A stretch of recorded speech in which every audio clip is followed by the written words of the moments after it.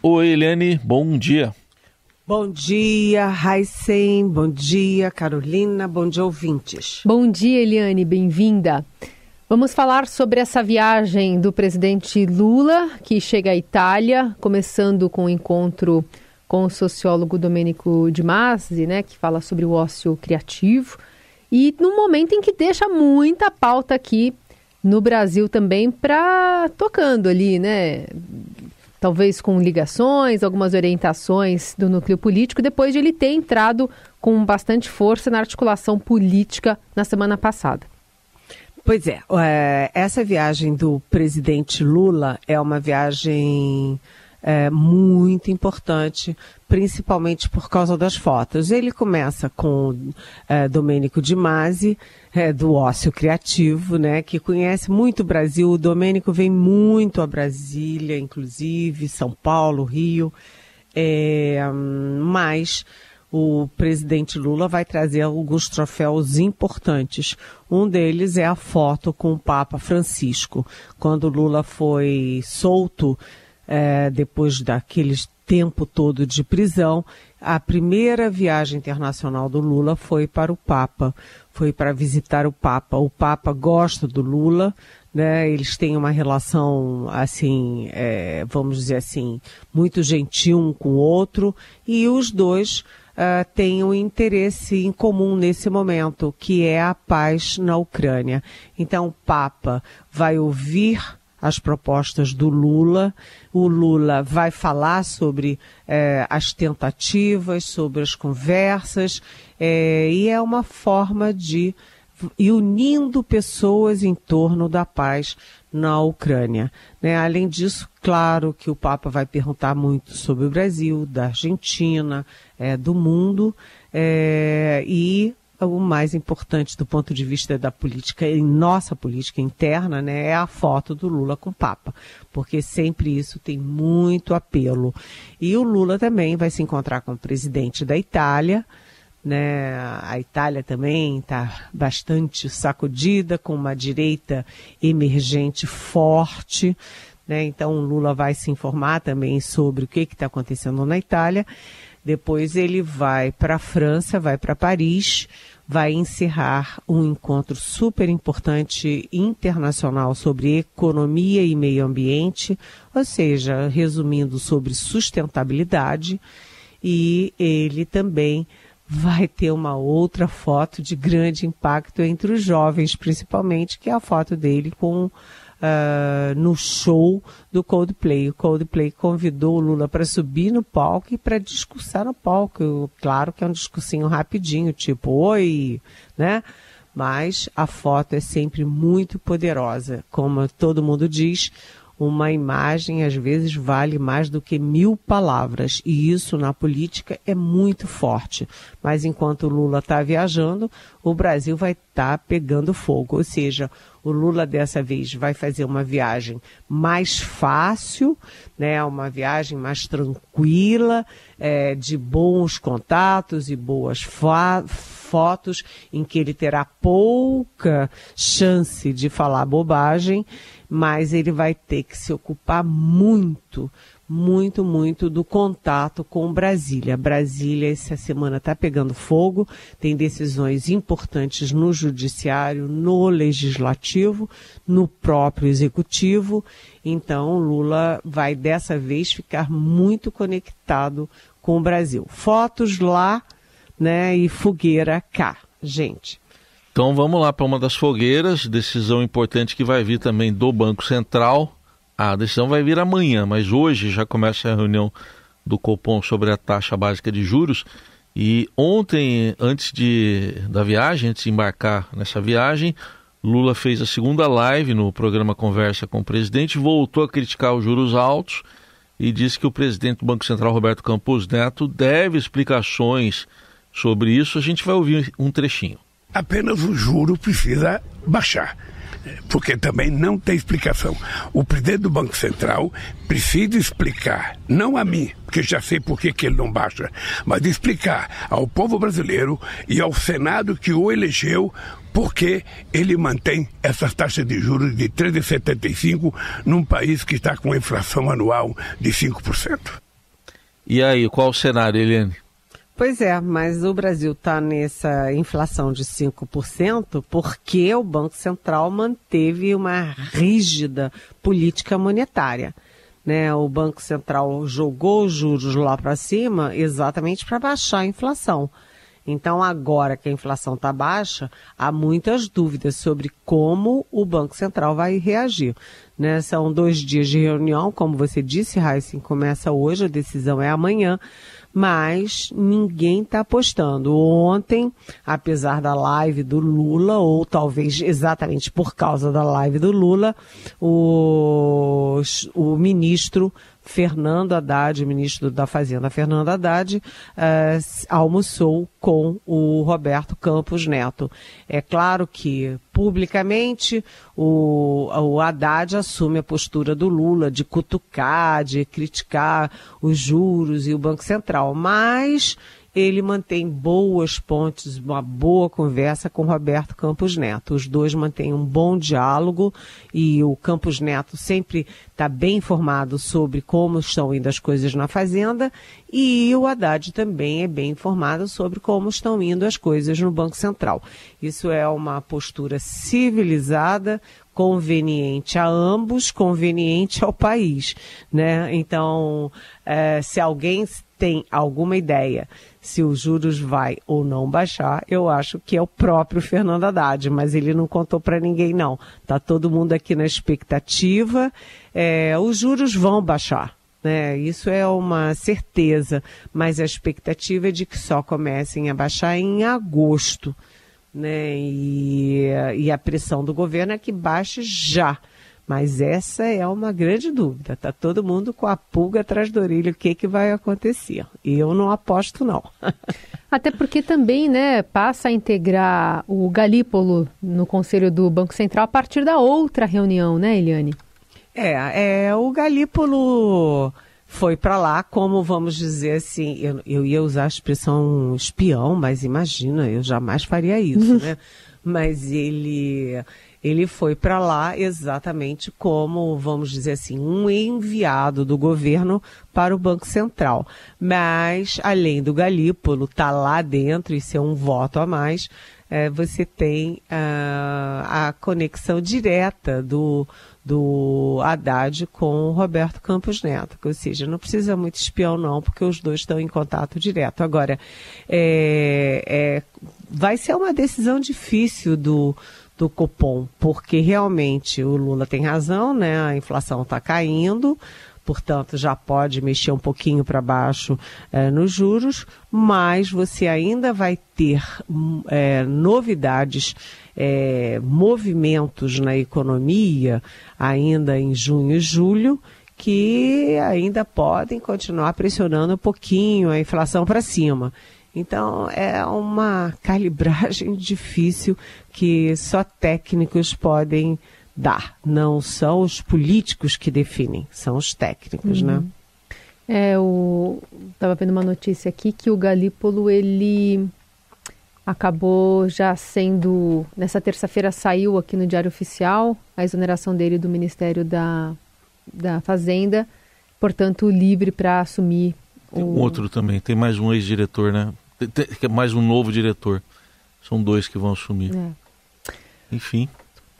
Hoje tem a primeira oitiva agendada, que é do Silvinei Vasquez, né, da Polícia Rodoviária Federal, ex-diretor, que, quem sabe, né, Eliane, acho que os integrantes vão tentar, de alguma forma, linkar, puxar alguns links, né, para colocar também uma corresponsabilidade nos superiores dele, não? Exatamente, é isso aí, né? Hoje o Congresso vai estar muito, muito em ebulição, porque o Omar Aziz, que é o relator do arcabouço fiscal no Senado, vai apresentar o relatório dele, o parecer dele, com algumas mudanças no projeto que veio da Câmara. Uma das mudanças que está sendo já comemorada em Brasília é que ele deve manter o Fundo Constitucional do Distrito Federal como foi criado em 2003, sem as mudanças propostas pela Câmara, né? Então, hoje começa aí a reta final do arcabouço fiscal no Senado. A expectativa é de hoje já ser analisado o parecer na CAE, a Comissão de Assuntos Econômicos, e depois já vai para o plenário amanhã mesmo. E enquanto isso, né, Carolina, como você disse, o Silvinei Vasquez, da Polícia Rodoviária Federal, a PRF, vai depor, vai ser o primeiro depoente na CPI do golpe, a CPI do 8 de janeiro. Essa história da PRF é muito ilustrativa do governo Bolsonaro. O primeiro diretor-geral da Polícia Rodoviária Federal no governo Bolsonaro simplesmente foi demitido. Por quê? Porque fez uma homenagem a um companheiro da corporação que morreu de Covid. Como o Bolsonaro queria insistir que era só uma gripezinha, que ninguém ia morrer daquilo, né? Demitiu o diretor-geral por uma homenagem a um companheiro que morreu de Covid. É inacreditável, né? Mas aconteceu. E aí botou no lugar esse cidadão, Silvinei Vasquez, que era do tipo Pazuello, né? Faz tudo que o seu mestre mandava. E criou uma situação, uma quebra de hierarquia grave, porque o Silvinei Vasquez, ele não respondia ao chefe dele, ao Ministério da Justiça, coisa nenhuma. Ele falava direto com o presidente da República e fazia live na eleição, defendendo, apoiando uma candidatura que era do Bolsonaro. É tudo fora de lugar. E o objetivo da CPI, e não só com o Silvinei Vasquez, mas o Silvinei Vasquez vai deixar muito claro isso, é mostrar, fazer o link, né, ligar todo aquele ato golpista, todos os preparativos golpistas, as minutas golpistas e as ações golpistas ao, então, presidente da República, Jair Bolsonaro. Então, o esforço da CPI, da CPMI, porque é uma CPI mista de deputados e senadores, portanto, CPM mista, ela vai tentar mostrar que o Silvinei Vasquez, quando pediu usou o mapeamento do Ministério da Justiça sobre os votos do Lula no primeiro turno e foi para a Bahia para orientar a Polícia Rodoviária Federal para impedir a chegada dos eleitores de Lula às urnas, né? O que a CPI vai tentar? Como foi a ordem do Ministério da Justiça, como é que o Ministério da Justiça se comportou, como então o ministro Anderson Torres agiu nesse caso. Anderson Torres, que foi preso, que agora está de tornozeleira e que tinha na casa dele uma minuta de golpe. E que no dia 8 de janeiro simplesmente era secretário de Segurança do DF, se mandou para os Estados Unidos para ficar pertinho do Bolsonaro. E, claro, a ligação muito forte, que tem milhões de provas com fotos, com declarações, com manifestações, entre o Silvinei Vasquez e o presidente Jair Bolsonaro, o presidente dele, Jair Bolsonaro. Então a CPMI hoje já, nesse primeiro depoimento, mostra a sua estratégia. A estratégia dos governistas da CPMI é incluir o Bolsonaro em toda essa articulação do golpe que gerou o 8 de janeiro, gente. Helene, ainda na live de ontem, o presidente Lula afirmou que Bolsonaro se trancou dentro de casa para ficar preparando o golpe quando perdeu as eleições. Vamos ouvir esse trechinho também dessa live. Já está provado que eles tentaram dar um golpe e coordenado pelo ex-presidente, que agora tenta negar. Mas quando ele perdeu as eleições, ele se trancou dentro de casa para ficar preparando o golpe. Nós vamos apurar isso com muita tranquilidade. Todo mundo terá a chance de se defender. Eu quero que as pessoas fiquem tranquilas que nós vamos investigar. Quem tiver culpa no cartório vai pagar. Vai ser julgado pela justiça comum e irá para a cadeia se tiver cometido o crime. Senão, as pessoas voltam a viver a sua vida com tranquilidade. Mas nós não vamos aturar as pessoas que tentaram dar golpe e destruir a democracia do nosso país. Essa live que foi feita lá no jardim do Palácio da Alvorada, Eliane.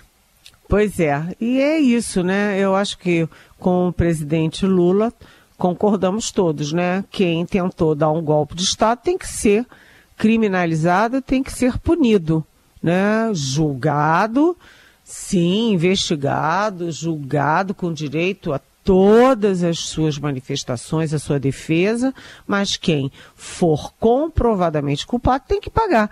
As Forças Armadas também dizem isso, né? A atual cúpula das Forças Armadas diz isso. Quem cometeu o crime tem que ser criminalizado. O Congresso, enfim, eu acho que há um consenso de quem comete crime não pode ficar impune, né? Agora, o presidente Jair Bolsonaro, ele está sabendo, ele sabe que ele vai perder no TSE, né? Que toda a tendência do julgamento que começa na quinta-feira, dia 22, como o Heisen sempre gosta de lembrar, 22, que é o número do PL, né? Toda a tendência de que o Bolsonaro perca e, portanto, perca também os direitos políticos por 8 anos, ou seja, o direito de se eleger, de se candidatar. O Bolsonaro jogou rapidamente a toalha, os aliados dele não gostaram disso, o PL ficou muito, né, perplexo com a atitude do Bolsonaro, passiva, né? Vou perder e dane-se, mas o Bolsonaro, olha, ele vai começar o julgamento dele no dia 22, quinta-feira, e já na sexta-feira, dia 23, ele tem intensa programação política. Vai ao Rio Grande do Sul, a convite do Rodrigo Lorenzoni, que é filho do Onyx Lorenzoni, né, que foi ministro de 3 ministérios diferentes, aliás, do Bolsonaro, e lá vai o Bolsonaro para um reduto bastante fortemente bolsonarista, que é o Rio Grande do Sul. Ele vai fazer palestra, vai na Assembleia, vai circular pelo Rio Grande do Sul, que é um reduto, vamos dizer, acolhedor. Aliás, uma curiosidade, né, é que o presidente Lula fez várias viagens, dias e dias e dias de viagem. Eu acho que ele passou mais tempo fora do país do que dentro do país, pelo mundo afora. Foi várias vezes ao Nordeste, foi várias vezes ao Rio, já foi em tudo quanto é canto. Mas ele está evitando o reduto bolsonarista, que é o Sul, né? O Lula ainda não foi Rio Grande do Sul, Paraná, Santa Catarina, que eu me lembre, né? Então o Lula está refratário a ir a esses redutos, mas ele vai ter que acabar indo, porque o Brasil é um só, e lá nessa região também tem muita gente que votou no Lula, né? E hoje a Rosiane Kennedy também lembra na coluna do Estadão de que a própria Michele Bolsonaro também tem uma agenda importante, uma vitrine no sábado, dia 24. Ela vai a Rondônia, um dos estados mais bolsonaristas do país, para empossar as presidentes do PL Mulher estadual e de vários municípios. Então, também se colocando ali, depois mesmo dessa decisão do TSE, se é que vai ser concluído, né, a análise da ação na semana, mas já também expondo a Michele Bolsonaro, o PL de Valdemar Costa Neto. Exatamente, não vai acabar essa semana não, começa dia 22 e depois vai ter novas sessões, dia 27 e 29 na semana que vem. É só o parecer do relator, do ministro Benedito Gonçalves, tem mais de 300 páginas, vai demorar um pouquinho. Muito bem, essa é Eliane Cantanhede conosco, amanhã está de volta a partir das 9. Lembrando você que pode mandar sua mensagem, seu comentário para a hashtag Pergunte para Eliane, né, com a hashtag Pergunte para Eliane nas redes sociais, preferir pelo nosso WhatsApp. A partir das 9 ela pode comentar esses assuntos que vocês trazem aqui, dúvidas da cúpula do poder. Eliane, obrigada por hoje, viu? Até amanhã. E nós todos aqui da Rádio Eldorado lamentamos muito e prestamos nossas homenagens às famílias que foram atingidas duramente por mais um ataque covarde e vil contra estudantes ontem. Né, Carolina? Hoje morreu a segunda vítima. Primeiro foi uma menina de 17 anos, hoje morreu o menino de 16 anos, atingidos por tiros por um ex-colega de 21 anos. Então, nossas homenagens. É isso, nossas condolências à família.